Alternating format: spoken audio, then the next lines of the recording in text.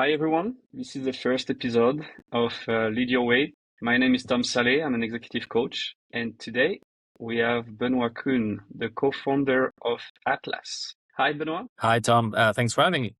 So Ben, we know each other for a small while now, and we are both in Athens, and I love to have you for this first episode because there's just so many things I want to learn about you, your path. Right now, you're taking on a new journey with Atlas. There's just so much happening now with AI. So yeah, looking forward to this one. I know that you're an amazing sales leader. I heard it from several people. So hopefully I can help contribute to that journey. Okay, nice. So first question, Ben, how is it going? Shoot, how's it going?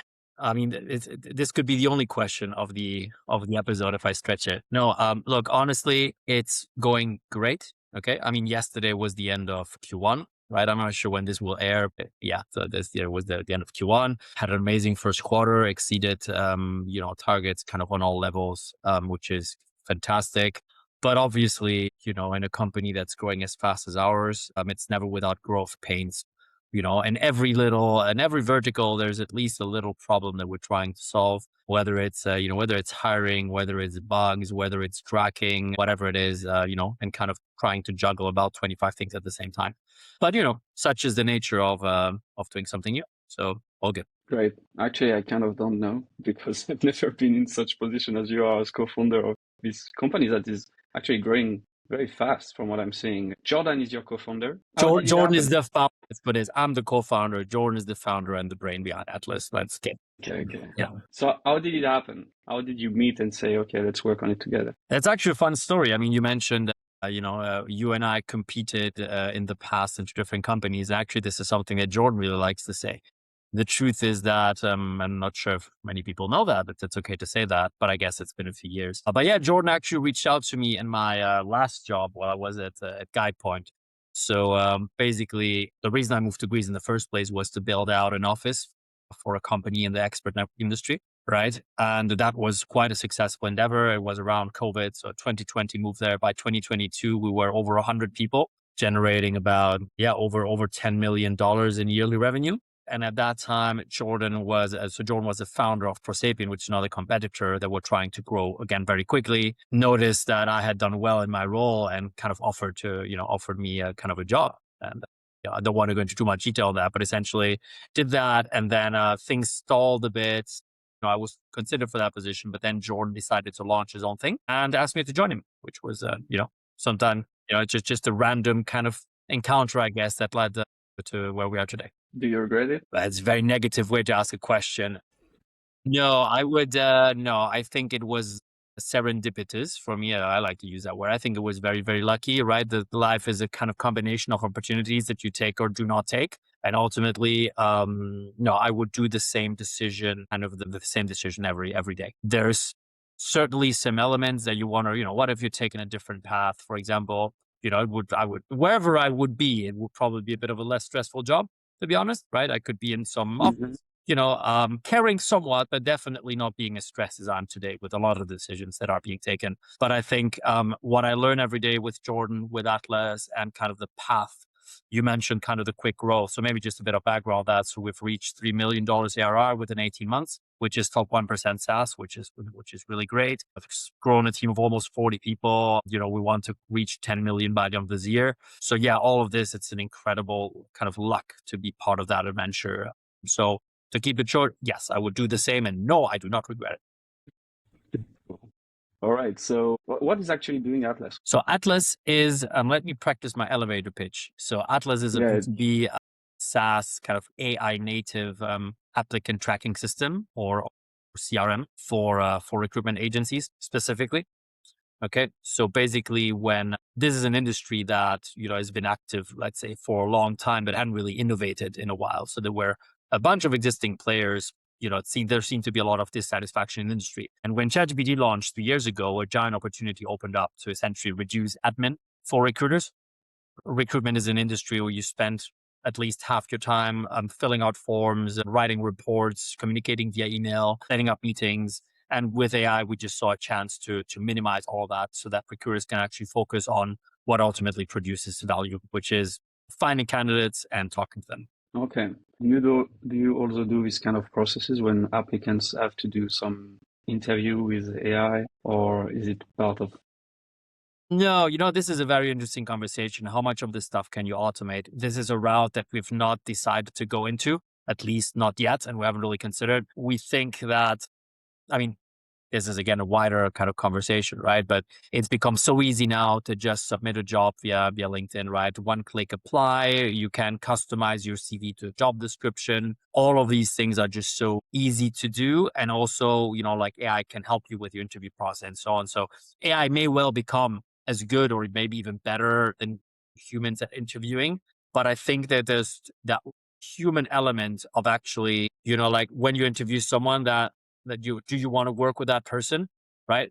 But also the fact that a recruiter is someone, if it's a good recruiter, they'll be able to really tell like if that person is a fit, not just on the kind of fit side of things, but like on the human level, on kind of just a number of levels, is something that I think may take a while for AI to replicate. Might be wrong, of course, but generally yeah. So no, we do not go the AI interview route because we think that humans are still going to be better at that for the foreseeable future. And the other Okay. thing that we do, we're venturing a bit into it, but we still think that people are great is finding the people, right? Whether it's sourcing externally or looking at your database, but generally a recruiter from having worked in the industry for 5 or 10 or 20 years will generally have a really good feel of who might be a good fit for the role. So it's something where we're working on some agents for that, but still we don't think that humans can really be substituted in that. Okay. And finding the right people was kind of the business you were in already before, as well as Jordan, right, with the expert network. Right. You said you arrived in Athens, and I was working for the Electica, a competitor of GuidePoint. Mhm. You arrived there and you built an office from scratch for GuidePoint. I want to listen from you, your journey from, I think you worked at LEK before, and then you joined GuidePoint, and then the office in Athens. I want you to take us through this journey. Sure. Okay. I will try to keep it short because as you can tell, I like to listen to myself talk. But yeah, so I'll even go one step back further. So I studied business and engineering. And to be honest, after my studies, I didn't really know exactly what to do. But consulting seemed like a good path because it's a great learning kind of, like just a place to develop yourself and develop your skills that will be useful in anywhere. So I did consulting for 2 years, was a bit tired from doing that. And then again, by coincidences and by chance, kind of landed in the expert network industry. So I was previously a client of that at LEK. So expert networks, for those of you who don't know, essentially connects clients such as consulting firms or institutional firms with experts in areas that they don't know about. So for example, if they want to expand to a new geography or they want to, find out about a new product that's being developed somewhere else, expert networks help connect them within an hour or within a day with a person that might be able to answer those questions. And so I was a client of that service back then at LEK, saw that there's a lot of potential in industry, ended up just kind of going into that. And obviously, Expert Networks is somewhat related to recruitment in a number of ways. And so, yeah, started off there. Took a lot of roles kind of at GuidePoint in the Expert Network. At some point was considering, should I continue in that? Like, it's because something like the only thing that I can really say across my career that was the truth across all roles is that wherever I went, I wanted to learn something new and keep developing myself. Right. And so I was like, at GuidePoint at some point, I was like, okay, so development is a bit stalling. I was doing sales at the time. I was like, okay, maybe I should look for something else. But then GuidePoint, decided to to open the office in Greece, was looking for someone. And I missed the sun a little bit as I was living in Germany. So I was like, you know what, let's go on an adventure. And yeah, as that's, it's a bit of an interesting one because we started the office in Greece right when COVID kicked off, which one could think maybe intuitively I'd say, wow, that must have been really tough, which on some level it was. But on the other hand, there were a number of great positive coincidences actually that happened that made it, I don't want to say easier, but things like because COVID came, like a lot of jobs in Greece kind of like shut down, for example, like tourist industry almost collapsed for a couple of years there, which is 20% of the GDP in Greece, right? So a lot of people are working there, or a lot of companies went into hiring freeze because it was a bit of a domino effect. So what that has an impact for us is that we had access for some amazing talent maybe at the time that otherwise would have been really difficult to get. So, we started hiring from day one and just had this amazing team of like the first 10, 20, 30 people were just so good. And also because people were locked in their homes, people had a lot of free time, didn't know what to do with themselves. So people were working really hard, right? So the combination of these factors led that the Greek GuidePoint office just kicked off with a bang and just like did an incredible job for the first year or two, which really helped us. And also the market of expert network probably benefited from COVID too, because I mean, if you were looking for insights, you would rather jump on a call than actually meet someone in person or whatever. So I guess expert network were doing really good at this period. 100%. Yeah. So, yeah. Just before that, you said, okay, yeah, I'm going to Greece. I mean, Guidepoint is opening an office in Greece. But why did you take this decision? Well, in one word, dialectica. Actually, it's funny because you think some decision making of big corporates, like how do they decide to do certain, to take certain actions. In that case, it became clear, like on one hand, we're thinking we want to scale faster, maybe margin are getting a bit low, and maybe Gaipo needs to look for a place where salaries are a bit lower, for instance. But at the same time, so I was one of the first clients of Dialectica when I was at LEK, actually, and I was really impressed with how great the Greeks were at the job, to be blunt. I remember that project manager, it's been 11 years. I remember my project manager's name back in the day. She was just relentless, and she was just so good, so smart, so driven, right? So I told Guybon about that when I joined them in 2016. And, by 2019, Dialectica was almost eating our lunch, I want to say, right? They were just so good. And, we started considering, okay, should we open up shop in Portugal or in Bulgaria and Romania and Poland? And ultimately the decision, we started doing, I remember this PowerPoint deck and like looking at every possible KPI in terms of where, decision making. And at the end, our CEO said, you know what, let's just do Athens because it can be a bad decision. Dialectica has built a company of, 300-400 people in a couple of years. The right talent's there, so let's just do it. So how did you feel about this? Because I feel like I have the honor of, let's say, Burger King, and I'm building McDonald's across the street in a city I'm not yet in. So you're the owner of this Burger King, right? And I mean, this is crazy. And also, you never went to Greece before, right? It was your first time in Greece. I had been to Greece once in 2015, just for 10 days, and I'd seen Athens. I remember a couple of places I was at actually, but yeah, no, I'd never lived here. Actually, the first big panic attack, I remember it very well. So I moved, I think it was June 2nd, 2020. And on June 3rd, I was in a supermarket and I just, they're just shopping, right? And I look at this package of milk and I realize that I don't understand a single word. Not only do I understand a word, but I don't even know the alphabet of this thing. And I was like, what am I doing? So that was, I'm sure you felt similarly when you. Yeah, of course. I mean, the mathematics are helping, when you made some algebra, but yeah, take a bit of time for sure. Definitely. I mean, I really can't imagine how you felt, because you had to also build something from scratch and this competitor across the street. That's too much. So there's something that, I mean, I'm not sure what questions you're going to ask me later, but I am extremely competitive. I think I hate losing more than anyone that you've probably ever met. And so when I set my mind to something, in that case, I was like, you know what, I'm going to do that. And I wasn't going to fail. I'm just going to, whatever it takes. And so, yeah, I was very clueless in a lot of moments, but to be honest, and maybe that's another point. So, because opening an office, one would say is, obviously it's something that I'm not proud of. I think it was great. But ultimately, I realize now that we've opened Atlas, how much help I actually received back in the day by finance, by legal, by all of that, other parts of the company that, that was just let me to lead the operations and the BD side of things, right? But there were just so many things back then that I didn't have to worry about, which is very different when you open your own company. So it's much harder, I think. And this has given me just newfound respect for founders. Like no matter founder, what area you do, what you do, whether it's even like a small restaurant, a cafe, whatever you open, like it just gave me massive respect for that because there's just so much difficulty that comes with it. And I think it's harder to run a 10-person company than it is to run a 100-person office because there's just so many other things that ultimately come to you.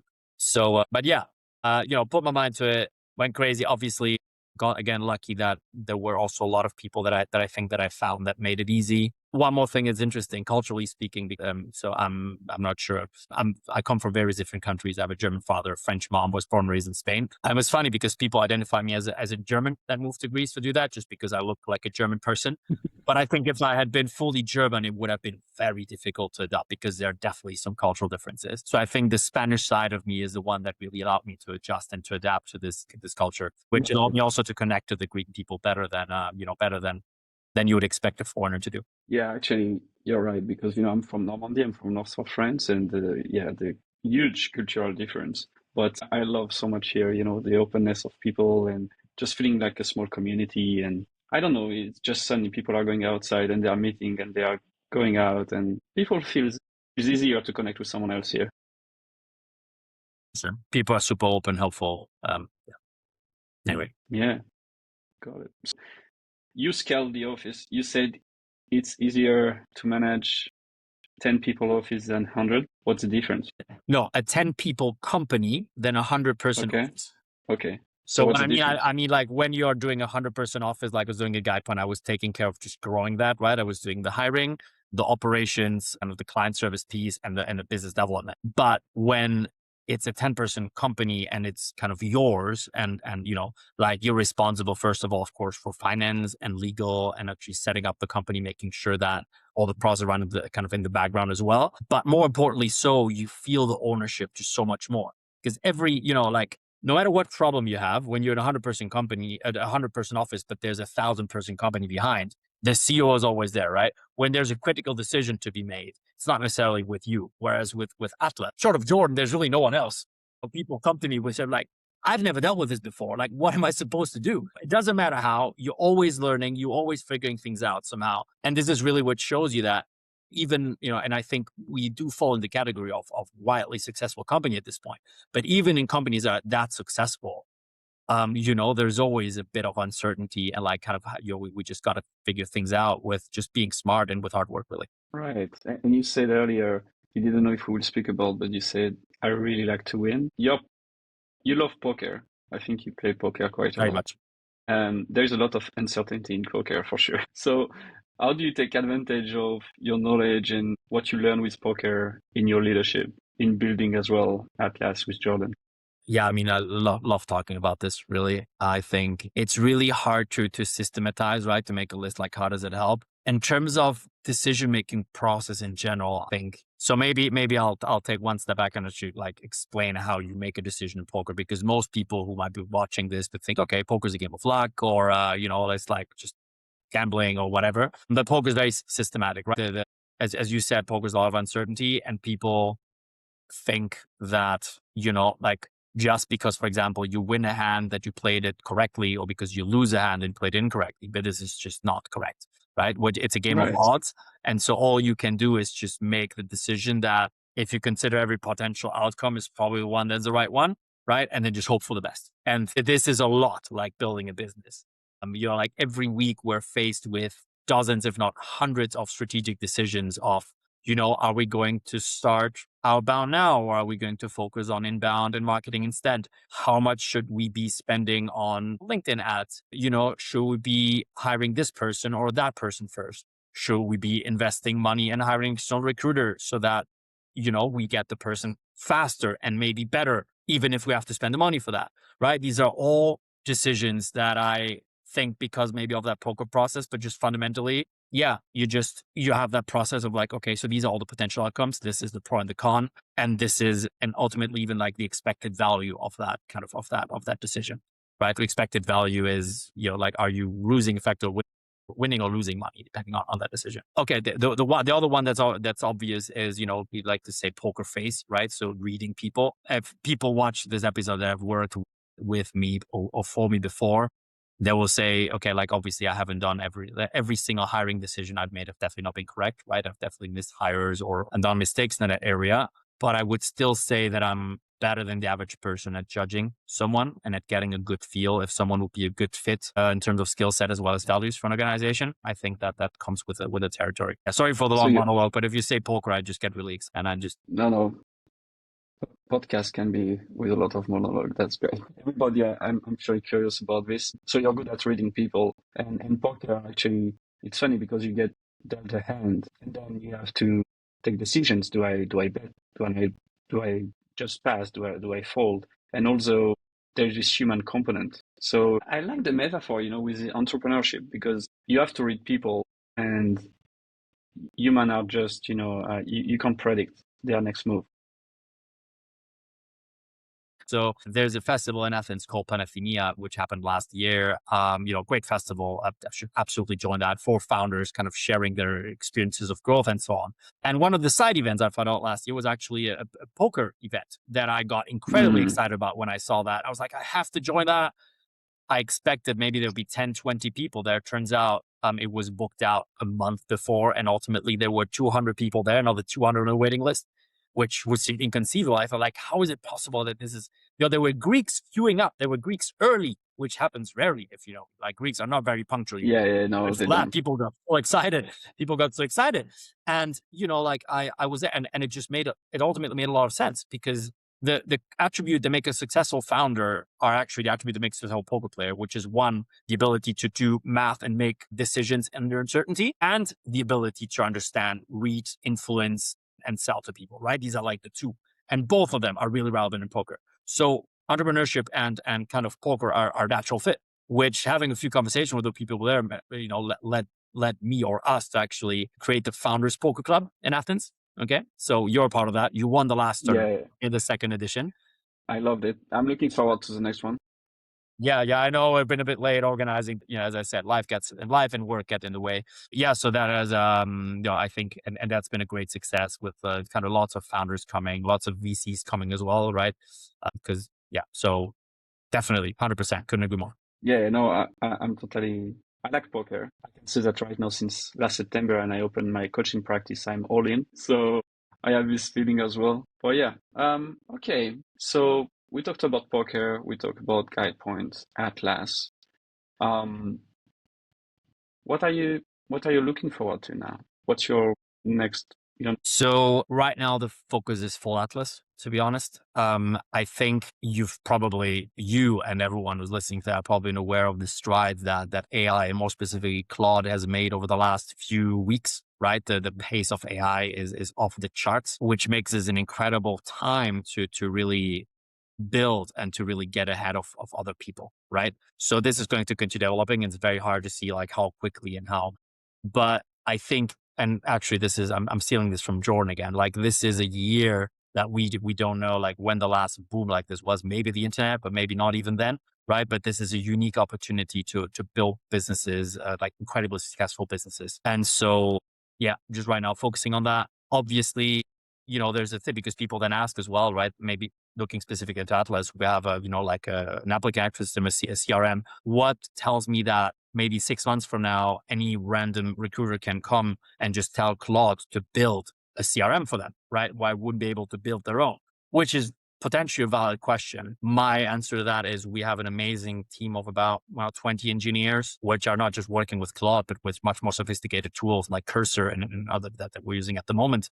Plus Jordan, who has like an incredibly beautiful brain. And so with those weapons in mind, like no matter what people can build in 6 months, we will be able to build much, much more. And so, as I mentioned at the beginning, we want to make 10 million ARR by the end of the year. We're looking to just build an incredibly successful company that transforms the industry. And right now, that's the focus. So not a lot of free time this year, I expect. Still hope to make some holidays, but that's the goal at the moment. Okay, great. Bouncing again on the fact that you said you don't like to lose, you're a winner. Mm-hmm. Well, wait a second. Happened? I don't say I'm a winner. I said I don't like to lose. That's very different. Okay. I said I will do everything I can to be a winner. Unfortunately, it doesn't mean that I always win. I wish it did. But wait, it feels to me that you're actually winning a lot in your life, back to back, like step by step. It depends on how you. Yeah. Sorry. Did you have any failure at some time? I mean, yes, obviously, but it depends on how you define failure as well, ultimately, right? Not to, it's a cliche, but every failure is kind of a learning point as well. Like how can you say it? But I'll say this, I think I've been incredibly lucky from birth on, right? We need to look at privilege in the same way, like a stroke of luck, like anything else. So being born in a kind of good family with good education. And from there, it's all like the brains, which, I think we probably do quite well in that area. And then just a lot of hard work as well. Right. So I think looking back, there's always some decisions like, okay, could I have done this differently? Could I have done that differently? And where would we be alive if we had done kind of like this very sharp turn in direction? But yeah, overall, definitely a lot of luck, definitely done well. And whenever not done well, pivoted right away and not thought for a long time about, not being successful. Thinking, Yeah, if I look back, for example, my time, because like one big failure, I know we discussed in the past, I feel like, but yeah, one big failure, probably a guy point some decisions that I made at the time. That's something that I could have seen coming a bit more. I think, as I said, I think hiring, I've definitely done mistakes. I think in management, like I think it's something that I've learned a lot the last 5 years. Like as I mentioned, Guy Point from like went from just myself to an office of over 100 people in 2 years. There's probably a few management lessons that I could have used beforehand, to be honest. Which are they? I'm curious. I want to learn about them. Yeah, so everyone is a manager a bit in line with the person that they are, right? So naturally, your personal characteristic and traits will feed into who you become as a manager, especially if you haven't received a particular coaching. I personally, even though I'm very kind of like a very competitive person, I'm also a very big people pleaser, and so in the past, it's been very difficult for me to have tough conversations with people. In one way, it helps because people like kind of relate to you, and people, like if you find the right kind of people that will really, because I work really hard for those people, and I'm a loyal person. I really defend them to the extent that I can. And a lot of people will pay that back. Okay. And then as like at that Guy Point in the early days, I think there was a lot of that, which is something that led it to be so successful. But there's always a different group of people, which is, I don't want to say take advantage of that, but like something where you have to handle different people differently. And some people just react better to a different kind of leadership. And this type of Right. leadership that I definitely didn't have back then. I'm still struggling with to this day, right? Of just being very clear around, hey, this is what you need to achieve. This is what we need to do to build a successful business. And if you don't achieve that, then it's not personal, but maybe you're not the right person for that business or for that role at that moment. And I think, yeah, sometimes you just need to be better at spotting these earlier, because not only is it something that impacts your business negatively, but also if you have two top performers and one person that doesn't perform well, letting that person who doesn't perform well continue in the business at the same level as the others is sending the wrong message to the top performers. It's like, we tolerate mediocrity, right? We're okay with that. And the This feeling company, of injustice sometimes. it is unfair to those people. It is really unfair to the people who work really hard, who are really good, who bring results. And of course, you can still run a business while having a happy group of people, with some of them do better, some of them do worse. But if you're really striving for excellence, then this should be non-negotiable. And it doesn't mean that someone who's not a fit for a role is bad at the job or whatever it is. There's just so many factors that play into that. First of all, I've changed people from from one role to another role. People were not doing well in one role, were moved to another role in the same company, and they completely exploded and were doing incredibly well, right? There's a certain that kind of time in a person's life that you also kind of have to look into. There's maybe the wrong KPIs. There's like a lack of coaching. There's just so many things. And sometimes it's just not the right role. Sometimes it just happens. But you have to, from day one, give them all the support that you can, but also be very clear around what would make them good in that role, and when is the time when, sometimes it's not the fit. Right. I mean, I feel you spoke about management, leadership, coaching, and hiring, and we can feel how hiring is critical. I think, I mean, I would love as well, I think, if I was not into coaching, to work into a business where it's around recruitment, because it's just so much, impact that you can bring to a company and to the life of people by recruiting and hiring and all these things. So fantastic. You Can I say are something to still, that? yes, I'm sorry. go So there's go this on. saying, I don't remember where I picked it up, but every company is ultimately first and foremost a hiring company, Right. right? Like every company, like their success depends first, what people do you bring in? And second, what do you sell and so on? Like even if you have an amazing product, the people you bring in are no good at producing them, at selling it, it's just not going to take off. So I agree, like recruitment and hiring is just, it's just probably the most important thing. And even if you work in recruitment, and this is relevant, of course, for the client of Atlas, right? Like you work in recruitment, maybe you don't have a direct impact on the product and the company, like underlying one, but you definitely have an indirect one, because when you help the right company with the right product by giving them access to the best possible person to lead whatever team they have, whatever that is, you can make a massive impact through that. And this is something that I feel like sometimes get underestimated. Okay. I'm not sure if it will make the bridge to my next question, but I guess it might. Jordan is in Germany, right? You're the founder Jordan of is in Atlas. the UK. In the UK. Okay. What makes you stay in Athens? Well, first of all, the sun. Okay. And and the people and and the music and the food and the lifestyle, right? There's this one expression that I picked up that I every time I say it, some people smile. So I feel like it's not a real word, but people understand what I'm talking about when I say Zohara, right? It comes from the Greek Zohar, Zoe, right? So it's like there's the Greek good life kind of. big life. Yeah. Yeah, yeah.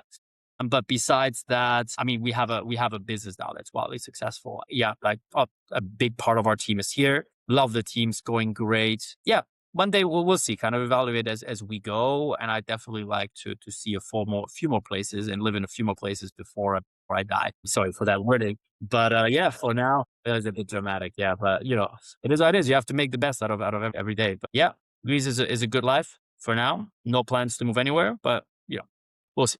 Okay. Talk to me about work-life balance, your Ah, work-life okay. balance. Well, I have to get better at it. I'll say that. I think, as I said, working very hard at the moment, and it's of course easy to say, you should find more time to do this task or that, and so on.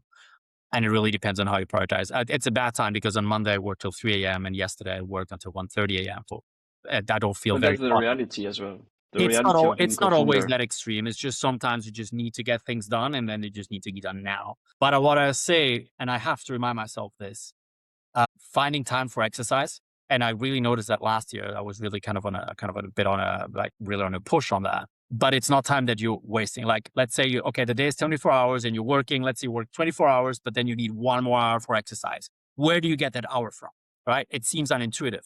But the truth is, when you actually exercise that hour, you need less sleep. You feel better and more productive while you're working. Or, like these are all these little things that probably that 1 hour of exercise is actually gaining me 2 or 3 hours in terms of productivity per day. So it's something that I have not been adhering to over the last couple of months, but it's something that I know that is true within myself. So the moment I manage to get back into that routine and so on, I think I'm going to feel a lot better. And actually, I'm going to be better at my job as well. Yeah, it's the way you start the day. I mean, if I start the day by, running, it's completely different. It's almost like, although it's kind of, you feel like you already achieved something and you did something for yourself as well in the day, and you have just this positive mindset. And I don't know, it's like you have a rush and then everything is easy. Yeah. Yeah. So you're not doing it now. No, not the last couple of weeks, I'll admit. More fundamentally, but this is myself, right? As a founder, this is just your role. And as I said, this is coinciding with this incredible time in human history, one could almost say, where we can take, just gain so much from that. In a startup, generally, I would say there's just less because people need to have the ownership. If you get the right people on, like the ideal case, of course, that people really love their job and they love their doing, so they don't mind doing it 1 or 2 hours more per day than what they're supposed to. But ultimately, yeah, I think it's like the new generations care about that like a lot more than the old generations. And I think if you also want to have access to the right talent, it's something that you really need to care about. One thing that I'll say to that is we are leveraging AI, I think probably as good as almost, well, not any company, but like definitely in the top 1 or 2% of companies using AI, and really hoping that that will help us, be able to enjoy more life while AI helps us do a lot of things that we do. Yeah, let's hope if we put some AI agent to work, it will just unlock some time for us to make more sports, but we will still have a job. Yeah. I mean, to talk about this because it's just so fascinating, right? It doesn't come so natively to me, but I'm being bombarded on LinkedIn and on Twitter and so on, or X with various prompts to make your life. And there's so many, you can't try them all. But for instance, I have one earmark that is, like your own AI chief of staff, right? With a certain list of prompts you can put in there, connect it to your email, have it segment your email, prepare every meeting for you. Of course, like plan your diet if you want to, plan your time, set reminders, all things that in the past just manual work with a piece of paper, things that really help you get back 1, 2, 3 hours a day again. Yeah. No, I mean, it has huge impact. We can see already some jobs that are, I mean, there are jobs that will disappear, and there are new ones that will appear. As always, I guess. Yeah. Do you want to add something, Ben, before we close the podcast? Do you want to speak about something else? I want to ask you actually, because right now, and this is going a bit more into Atlas as well, but your advice as a sales coach and sales leader, we have a great pipeline of all inbound at the moment. So we're not really doing any outbound. This will come, and I might come to you for that in that time. But out of our incredible inbound pipeline that we have, I feel like we are perhaps not doing as much as we could at the different levels. So one, the first step, the way that we see it is from kind of, because it's demos, right? So from demo requested to demo scheduled. Then there is from demo scheduled, and there's different paths. There's some people that will buy the software right away. Also, a lot of people that go into a trial, right? So it's from demo scheduled to demo completed, right? Which then again, there's a bit of a drop off there. From demo completed, then there will be to trial. And then from trial, that will be to, buying the product. And the issues are at the scheduling level, or sometimes you just don't have enough slots and then people kind of drop off there. So you need to like optimize the kind of the form that people fill out. And then, to demo completed, you need to just have enough salespeople to hire and that can actually manage all that workload. But then most importantly, from, the moment you demo until they go into trial, right? The discovery, showing around the demo of the product without having known our salespeople, known their flaws and what we do well, without having seen the product. If I ask you the one thing that off the top of your head could give us a quick win in terms of being more successful with clients, what would that be? I would say looking for the no's. Most of the time in sales, people are looking, they're chasing for the client to say yes and just to make it work at all costs. But what's actually important is to be at the same level and to just, I'm not sure this will work on my side either.